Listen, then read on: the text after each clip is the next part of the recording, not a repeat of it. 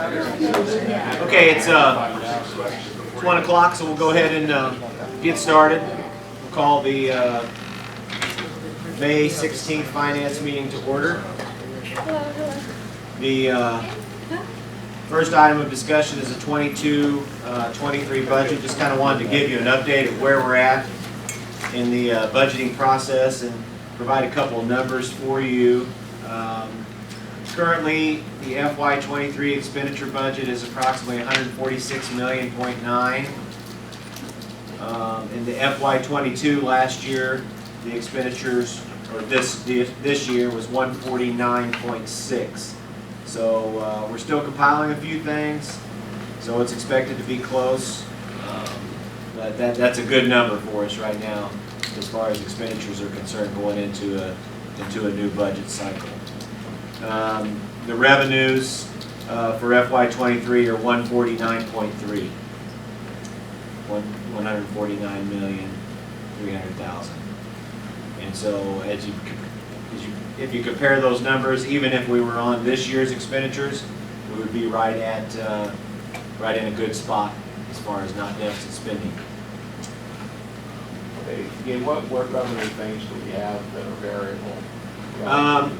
Well, your local taxes, and last year they come in at 98%, so for apples to apples comparison, we just used 98% of what it was. The state's pretty set, so as long as you know what your enrollment is, your average daily attendance, those types of things. And then the biggest unknown is the federal allocations. We don't have all of those in, and we never do come June 30th, so it's just a guess. And the federal part of your budget takes up about 12%, so it's not a big portion of your budget, but it is somewhat confusing on the revenue side. Yeah, thanks. Yep. And then just kind of wanted to give you an update where we are for FY22. We're trending about $3.1 under budget through April. So we're in a good spot to make a transfer to Fund 4 again this year without deficit spending. So we'll be able to do some of those capital projects and things along those lines. And, even if some small things come out of the discussion this week in regards to facilities, that could be an opportunity for you for us to tap into those dollars for some of the smaller things with some of the excess that's left over. Any questions? And what we'll do is we'll have the same update Monday night at the board meeting, and then we'll of course bring a preliminary budget to the board for their approval in June. We'll have that presented to you as the Finance Committee before the Monday before the board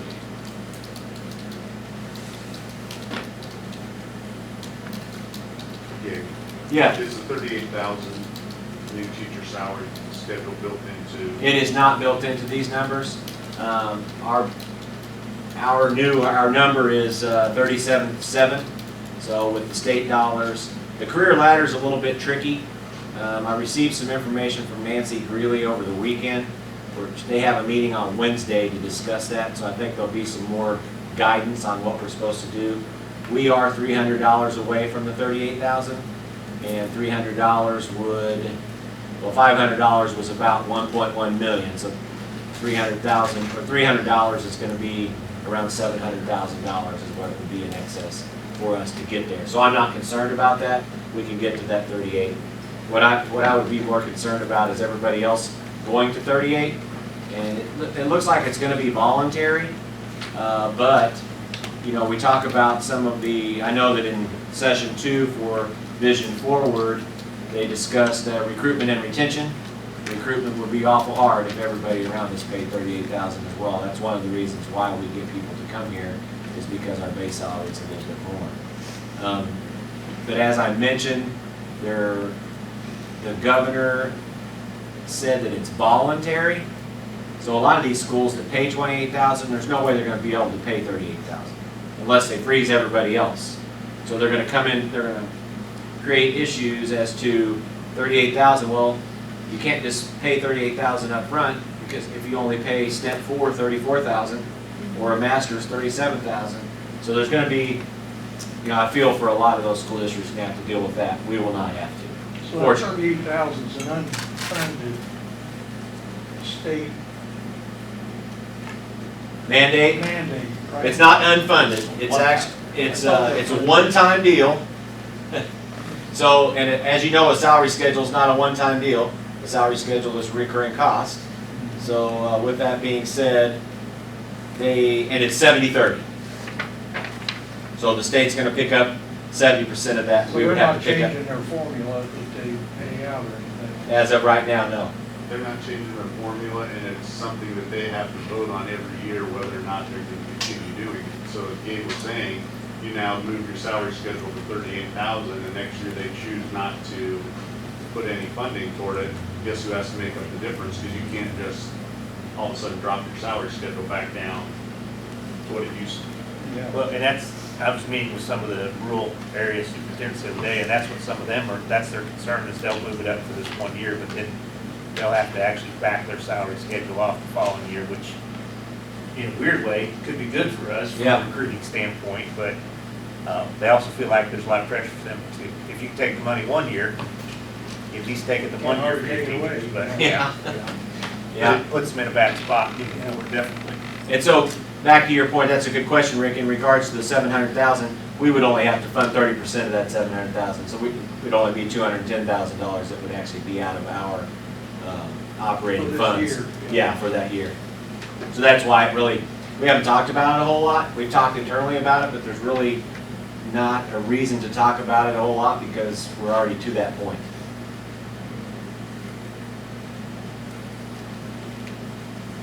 Any other questions? Okay, thank you. The second thing is a Hillyard expansion update. Just going to give you kind of a background, some background information of where we're at with the Hillyard expansion. And I have a couple of statements that I'm going to read in regards to some conflicts that have been brought to my attention regarding the project.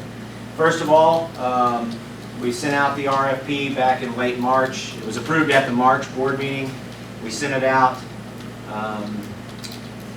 We had one respondent to the RFP for the construction manager at risk. That respondent was McCown Gordon Construction, who was awarded the project the last time that we had bid the project.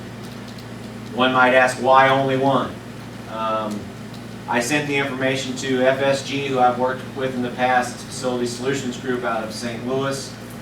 They were not interested because of gas prices and just felt like it wasn't a good project for them because it's really not, they're not going to make a whole lot of money on this project.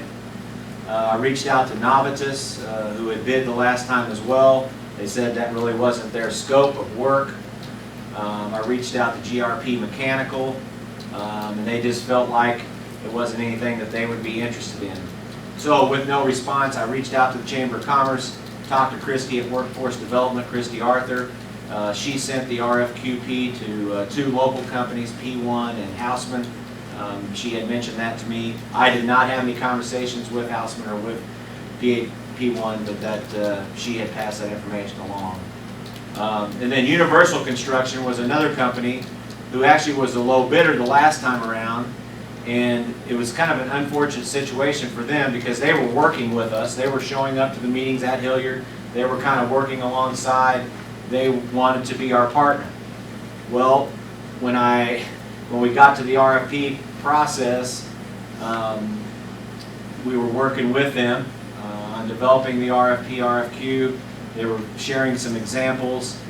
Well, then I started having conversations with our attorney. And because of federal dollars, she felt like it was best if we told them that they would not be able to bid this project because there was a school district in Missouri that worked alongside a company to build the RFP is being sued by the two companies that did not, and that company ended up getting the job, so like Universal getting the job here. The other two companies are suing that school district right now. So she reached out on my behalf to talk to Universal. We felt bad. Doug and I had a conversation with them. We even asked them if we could compensate them. They told us that it wasn't necessary. So that's kind of how we got to this point, and I do think that Universal would like to be a partner of ours moving forward. There's no hard feelings, and I think they're a great company. So that's where we are at. That's kind of the detailed information that I have provided. With Mr. Reeder being the Finance Committee Chair, I reached out to him about 3 weeks ago. My son works for McCown Gordon Construction, and Kenny and I had that discussion about my conflict of interest, perception, those types of things. My son is a project engineer. He works on the hospital side. He would have nothing to do with this project. And so I reached out to the school attorney, and I'm just going to read this verbatim just so you guys know. So I'm just trying to make sure everything's out, we're staying out in front of all of this. Whether an actual conflict exists hinges on whether your son has an ownership interest in the company, including but not limited to ownership of shares or stocks that equal more than 10% of the total stock of the company. He's 23 years old, and I'm pretty sure he doesn't own 10% of the company. Whether your son will financially benefit from the contract between the district and McCown Gordon. He will not. He works on the hospital side. Whether your son will receive any specific monetary benefit as a result of the contract. He will not. Whether your son will receive a financial gain that would materially enrich him as a result of the contract, and he will not. And the above provisions have not been violated, then there would be no violation of policy related to the district entering into the contract with McCown Gordon. Nevertheless, the board could decide that a perceived conflict exists, even if an actual conflict does not, and could take action to mitigate or eliminate this risk if it's chosen to.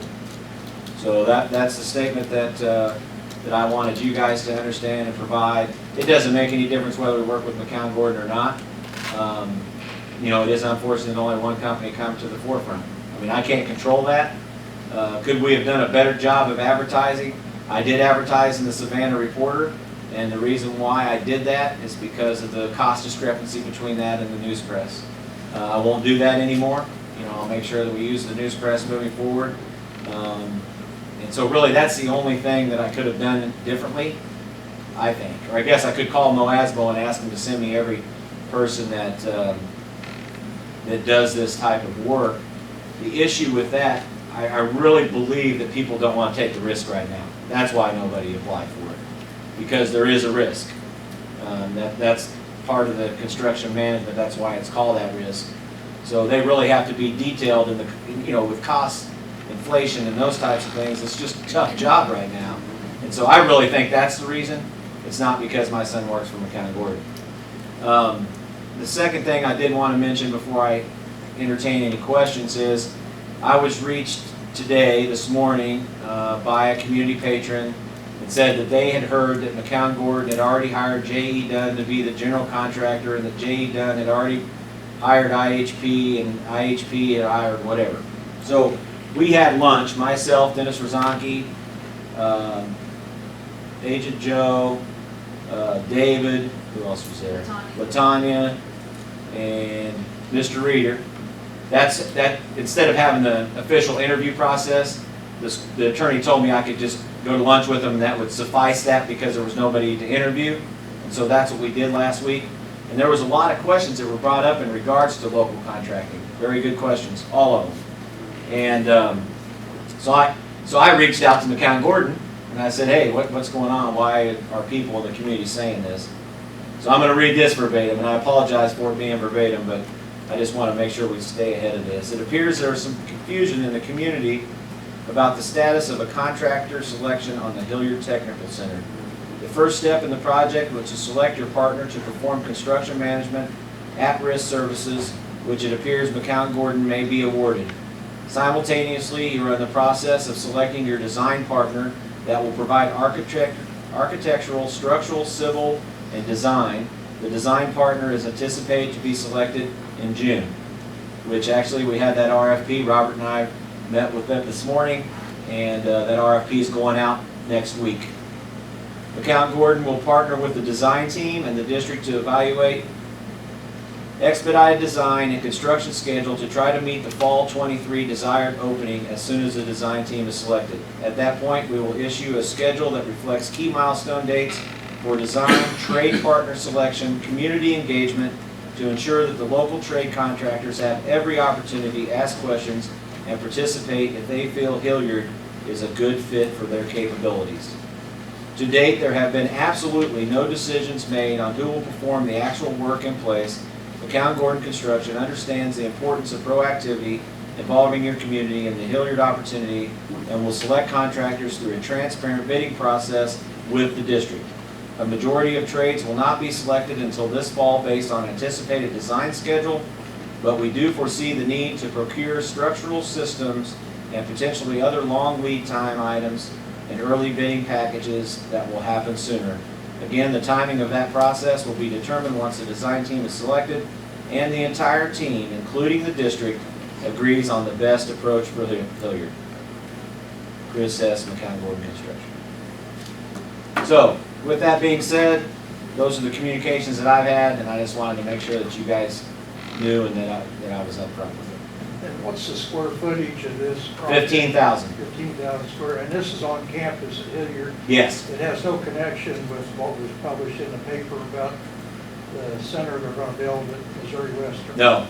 The only connection would be that we hope to work together with them to, Yes, you know, I yeah, think so, yeah. yeah, to be a feeder. So we've had a lot of great discussions around that with NCMC as a new partner on the community college side, and we've had a lot of good meetings the last couple of I did weeks. mention 4 local manufacturers and all the department too. Yeah, yeah.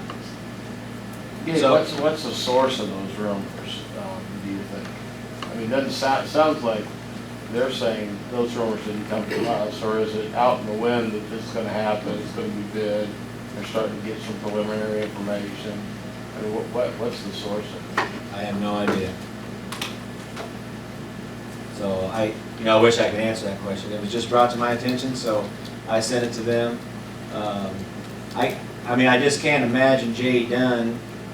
I mean, J.E. Dunn is a competitor of McCown-Gordon. They're not going to work for me. I mean, I wouldn't think so. I don't know. It doesn't add up to me, but Do we have a number, dollar number that we're, it's about $7 million. You know, we're partnering with $2.25 million with the city of St. Joe, $2.25 million with the county, and then $1 million of ours is what we started with. And what we are doing, we have applied for some other dollars, and I feel like that we are going to be fine. I will tell you that there's a lot of need for what's going to happen at Hillyard right now, and I had discussions with some key manufacturers in town, and they said do not downsize and make sure you come back to me before, if it becomes a money issue. I So, don't think $7 million would be, I think that'd be plenty. yeah, well, I think so too. I mean, what's that, $350 a square foot? You're not going to get into that, I wouldn't think. Yeah, So, That's if we don't add construction trades. that's $450 a square foot. $450, yeah, so that's way high, isn't it? You're not buying any land. Right, right, And the utilities are already there. yeah.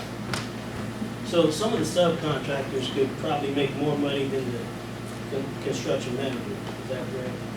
Would that be one of the reasons why some of the, Well, your construction manager has a built-in percent. yeah, So if it's $7 million and they make 5%, they make $350,000. And I don't know that a subcontractor could make more money, but they're not taking any risk. As a subcontractor, you're not taking any risk. Good so question. how confident are we that the companies that were capable of doing a job this size were presented an opportunity? And yeah, I think you've already answered that Yeah. question, but I mean, I probably could have done a better job, to be honest with you. There's a lot going on. So I'm not going to sit here and tell you that I mailed out 25 things. We could go back and start over and do that if we wanted to. I don't know that it would change the result. But if it did, that would be beneficial to the district. The issue that I see there is that this is something that's timely. And the people that were sitting around the table can vouch for me that they were not confident that they could get open by August of '23 anyway. So if we postpone them, we go back through the process, it's about a 7-week process is what it takes in order to go through the RFQ, the RFP, and all the schedule of events and those types of Pretty things. tight So, schedule. to answer your question, David, could it have been done better? Probably. But I did reach out, I've had some personal, I've dealt with people in the past and reached out to them, and they weren't interested. And I think you also have to remember, that's just one group. You're gonna have multiple other people that have the opportunities of businesses in the community in those subcontracting areas. So to go back through, just my personal opinion, to address just one issue when you're gonna have lots of other people that have the ability, I think that slows down your process, like Rick and Gabe both said. When I think you've got somebody who has the ability to manage as well for you as a district. Second And they're question. willing to take the risk. Yeah, And I think that's absolutely. Gabe's point. There's not a lot of other people who are willing to be CMs at risk because they don't have the capital in their company to manage that risk.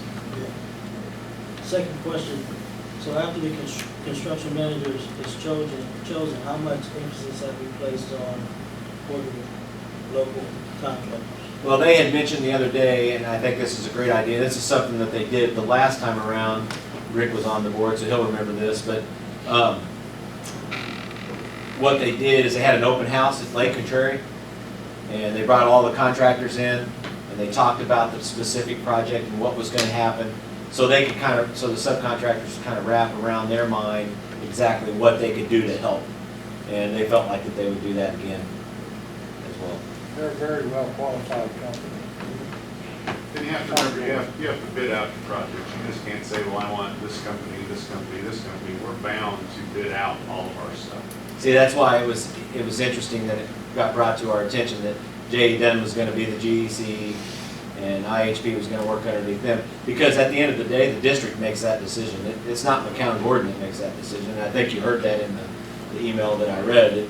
At the end of the day, it's our choice who works for us. McCown-Gordon works for us.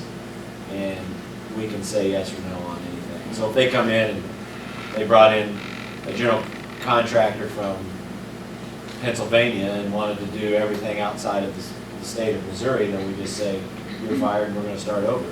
And we just go from there. But I really think that they understand the reasoning behind it. And I've said since day one, and I know that we've had these conversations before, but it's not in my best interest to not use local contracting, especially when I'm getting the money from the city and the county. I mean, that's suicide. That's career suicide on my part. So, I mean, that just absolutely makes no But sense. where you run into the problems with, you don't have really in St. Joseph qualified design build contractors, that can sort things out, get the drawings put together, and then organize the whole project. I don't think we have anybody in St. Joe that can do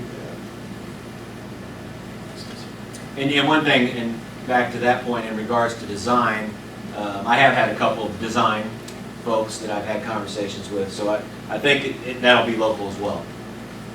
I mean, it'll be actively pursued local. Third question is more of a suggestion, comment slash whatever. Is there an opportunity to work with some of the trade school students, maybe HVAC, on a project like this? I think that that question was brought up the other day, and from a legal standpoint, I think it can be a learning experience, yes, for our kids. I don't know how much hands-on stuff that they can do from a legal aspect, but they can be part of it and watch what's going on and learn from those types of things. And I think McCown-Gordon does a good. They mentioned that the other day. They do a good job of integrating that type of thing. I think their concern was they're not on the payroll, therefore their Yeah. workman's comp insurance doesn't cover their accident injury, so they wanted to be cautious. And some of the subs would probably be cautious because of that. And I think you were gone when they answered that.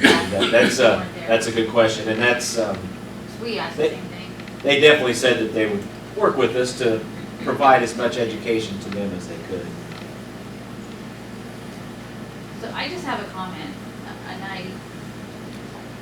I think one of the problems is the public trust.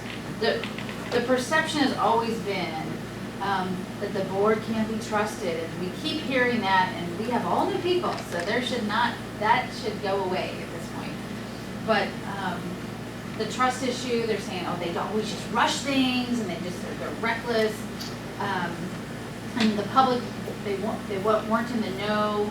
And so I think that's the problem with the running the ad part in the Savannah Recorder, because it makes it look like we're just doing the rush. And I know we put things out for bid, but then that's like checking the box, but then the reality of selection may already have been done behind. That's what people believe when things aren't super transparent. So it's my opinion that I don't think that looks good. I know we have a time frame, but that's the part of the whole, this board is reckless and they just rush everything. And then, you know, the risk part, if the contractors don't want the risk, how do we know who wants the risk when we didn't really effectively advertise for those contractors? So in my opinion, running an ad in the Savannah Recorder and even having Christy Arthur contact 2 people when we have about 25 active project managers, construction managers, and contractors in the chamber, why would they not have sent an email blast to all 25 and let them say, I'm not qualified, hey, I've never done that, or then you at least have a trail for the public to say, yep, all 25 were contacted, only 1 responded that was qualified, and they said they don't want the job. I think we could advertise for an architect to design this and hired an architect to draw up plans for it, and in probably just as quick a time frame as what we're looking at now. But My issue isn't the architect. My issue is the contract and the management company, the project manager. well, when you have an architect, he more or less becomes he makes sure the project's built right. Then he designs it. He makes sure it's built right. They're not the project managers, though. And then you hire a contractor, a general contractor, and a general contractor. The GC's on site, the project manager's off site. The project, They're 2 different if you got an things. architect, you don't need a project manager. Okay. You don't, I mean. Then why do we need McGowan Gordon? Then why do we need them? well, that's just the process, that's the way Right, we that's went my with point. it. You know, we could have had a RFP to select an architect to design this. And then the architect would have put it out to bids for general contractors, and the general contractors, of course, at the same time would have got bids from all the different other subcontractors, electrician, plumber, HVAC, all that work, concrete, and then the general contractor would have been in charge of making sure everything was coordinated and put in at the proper time, and all the materials were as per drawings and specs, and the architect would look over their shoulder at the same time. And we could have built it that way. And then you don't need a out-of-town project manager. We have Longhorn, Lear, Mueller, we have 4 or 5 general contractors capable of building a project like this, you know. Having gone through multiple projects, your construction manager knows construction. Right. I'm not a construction person, Gabe's not a construction person, so you have to have somebody who makes sure that your project is put together. No offense to architects, they draw and I'm not- design beautiful things. You can talk to him. Right. I didn't They bring up architects. they I don't design know and what draw they do. beautiful things, but they don't necessarily know how stuff goes together But in a the general field. contractor does. But with the CM at risk, the CM at risk now has the liability, where if you just go with the straight general contractor, the liability falls on the district. Of the design. Yeah, I don't have a problem with Of the any way. changes that take place. Joe, I The get Well, your you didn't I have get to what pay you're for any saying. changes, That's that's fine. true. Right. I get what you're saying. So that's the difference in a Right. construction manager at risk. They're taking all the risk of making sure you stay within your budgets but and you your don't even things. need Where to if be you at go that. with the general contractor, Yeah. the district's now at liability for They any. don't lost enough. But Overrun obviously, changes. you're paying for them to take that risk when you're paying Yeah. $7 I think million. that Joe's You're point paying is- $350,000 if it's 5% to minimize that risk. I And know. they're the Okay, ones that take that Latanya, liability. go ahead, Latanya. I think that Joe's point is how things look is everything, and it just kind of looks as if, and I know that it was not your intent, it just Right. kind of looks as if, okay, well, I'm just gonna advertise it here just to be able to claim I advertised it. And I mean, I get that there was cost, it was an issue and stuff or whatever, only I would have rather paid more money and advertise there and here in order to make it look, everything's on the up and up, even though I know it is, okay, but just, we take a lot of heat over choices like this, and I already know that after the meeting's over, I'm gonna get an email asking, how come this wasn't advertised in the news press? You guys are trying to hide stuff, and nobody will care. It was cheaper to advertise over there than here. And so just in the future, if we can just, I mean, it's $1 million project, and if it was like 1,000 or whatever, I don't actually know, you know, to advertise here, let's just, It's about 1,300, isn't it, Donna? It was 962 compared to 160. I had sent that out because I had repeated, I think I had said that to the It was group. 932 versus 164. Okay, yeah. yeah, but on like a project as big No, I as get it, yeah. But this, like $800 and there's right, nothing. but so. Christie only contacting 2 people kind of gives me heartburn because it could. Well, and that could be my fault. I'm not gonna throw her under the bus No, because I'm not saying bad things when I'm speaking. I told her to send it to people that she knew. I was just trying to get some business. Right, but she should have been more directed to like, who is your contract manager? Who are your project managers? Who's your construction people? Send an email blast to that list and let's see, because the people who are the Star Chamber people, they pay thousands of dollars to be in that economic development club. And the 2 that she contacted are in that club. So I'm like, everybody should have been notified, hey, we need a bid.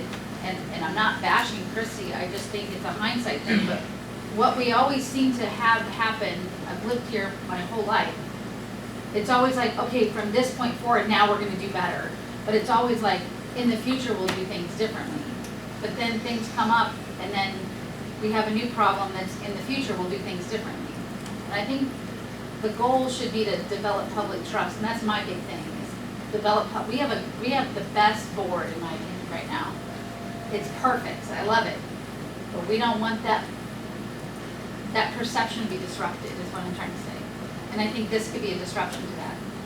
That's all I'm gonna So say. the question, in my opinion, is what we have now is an opportunity. So we can take what we have now, or we can go back to the drawing board, which we might end up around that circle back at the same spot. Absolutely. But And we might, and I have no problem with the McGowan board, and I have no Yeah, problem. you I know spending nobody all- does, and that's fine, but, you know, as a committee, then what we need, there's enough board members here today to take its consensus, then we need to send that back out tomorrow. What I think, when we had the McGowan group, we had $100 million project. Right. Multi-phases, Right, all different buildings, a lot more to coordinate. And this project's a simple addition to an existing Yeah. facility. and it's actually not even a, Ellison Auction or somebody like that Yeah. could easily have designed what we want. We could have got hard bids on it, you know, and there might have been some change orders that surely they wouldn't have been that large of a deal, you know. I just feel like dealing with the St. Joe community, that would be a Win. way to go. You know. okay? But don't get me wrong, when we bid on the big project. multi-project with all the different buildings and all the upgrades everywhere, I don't think a general contractor in St. Joe was really suited for that project, Yeah. just my opinion. Mhm. Did anybody reach out to architects to see if they wanted to take that? Well, that's a separate deal because that's a design piece, and I have talked to a couple of the local ones. But I think what you're saying is let them be. Oh, no, we the haven't done that. Slash project manager. That's a Yeah, total, they could. they wouldn't be the project manager, I would have to manage the project, which is probably okay. Well, the general contractor could manage it, or like say, you could hire somebody to oversee the, Yeah, you know. yeah. We can go that route, it's just a different route. It's just, it's a totally different RFP, and it's actually a shorter Yeah, process. I actually believe that 7 million would be more than enough for this project. So you're saying Except that- for a suggestion I have, which I'll get to. We can expedite that faster, Go ahead. the architect, The if you go that route. See, it's just a different. I was type just of gonna deal. You say, just so don't what have you're to- saying is the general contractor and the architect partner up and they become a joint project Right, manager yeah, per se. yeah. Got I it. would I'm want to do not it for saying high that school there or could something. be I mean, I think Right. we should some do it. mistakes or something. If the architect makes a mistake in the design, that's his problem. But Right. if they run into some conditions that no one was aware of, then that, or if we decide we want to change something, we want to add something, you know, and I think that'd be the case even if you had a project manager. If you change something, you want something that you didn't tell them about to begin with. But that would be the board then, right? Yeah. If there's a change, it'd be the. You have to pay more. Yeah. But I'd really, if we got time, I don't see them being able to get it done by August 23 anyway. And if, you know, if they say we're looking at the second semester, you know, I think that would give us time to put an RFP out for architects to design something, you know. And it's just, that, I mean, Ed Council has copies of those types of things. They would just have to, you know, work that up over the next couple of days. Ms. Garcia, what do you think? Excuse me, I think for the sake of public trust, I would definitely put the bid out again, because like you said, you know, you had a lot going on, and you didn't really expand the advertisement as you could. So maybe redoing it, doing it the right way, that way we're not skipping steps, and the public really does know that we're doing our job, which is why we're here in the first place. So I think that I would definitely be in favor of redoing it again. Okay. Putting in the bid and advertising it the right way.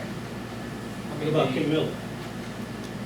Kim, did you have something to add? I want to be devil's advocate here for a minute, just make darn sure, last time we built buildings, local contractors, et cetera, we had buildings with issues, right? Yeah. How do we make sure we 100% avoid and get the product that the taxpayers paid for without any issues? And that means holding everyone accountable, and if it's local contractors, local designer, they gotta be accountable just like someone from Kansas City. We can't, on the backside, we can't risk that either. Yeah. So I think it's important that we have both sides of our tails covered.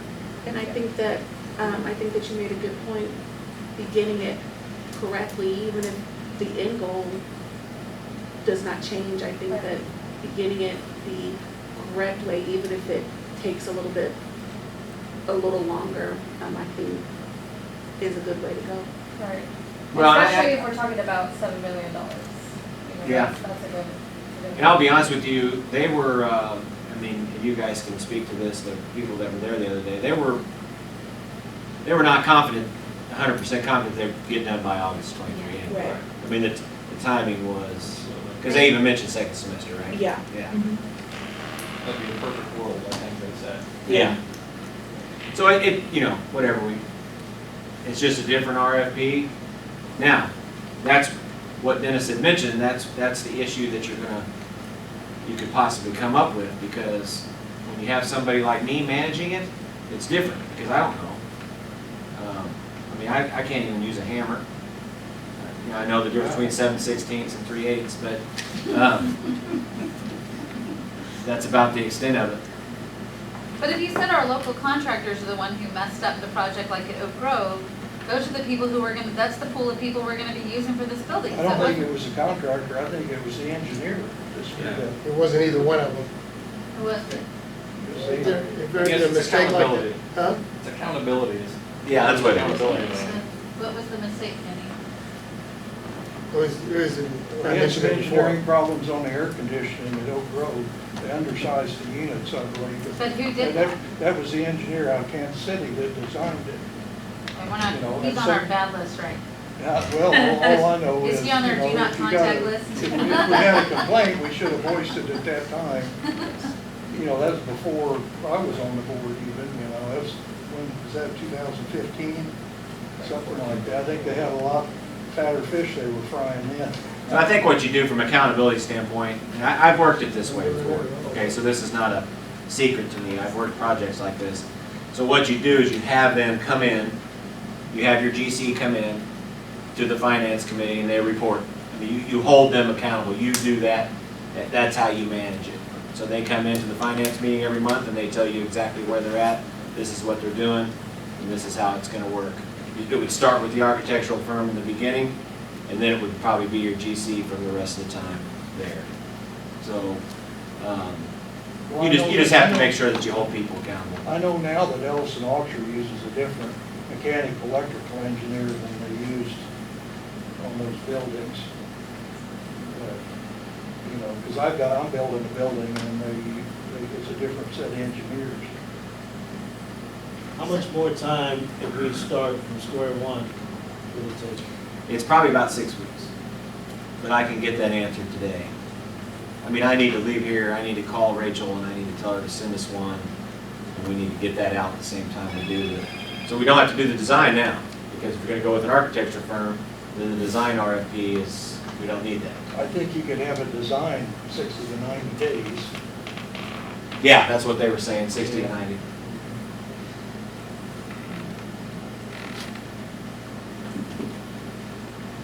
What do you think, Kim? I think it works in our favor to not have it ready by school time. So that gives us the open door to go ahead and try it again and get more bids, better opportunity. I think we're always going to be facing transparency. And Not if you're transparent. that's what I mean. We always have Yeah. to do things Oh, that are, yeah.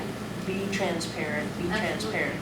But I still think there's going to be naysayers who aren't going to like something. So for us to be transparent as much as we can, that's our job.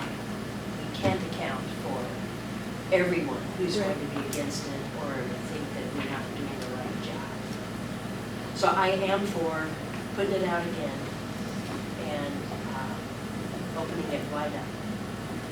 Well, and my issue is because we have a levy coming up, and we need to make sure that we don't have a lot of negativity. Yeah, for that we want that purpose. to pass, yeah. Kimmy, what do you think?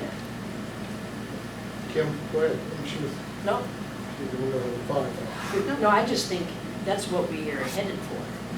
We need the levy to pass. So whatever we have to put out for that. But I also think that we need to just create a sense of, we need to start doing things the right way, not just because of the levy. Right, but because because that's something that's we the way, are. yeah, right. Yes, exactly.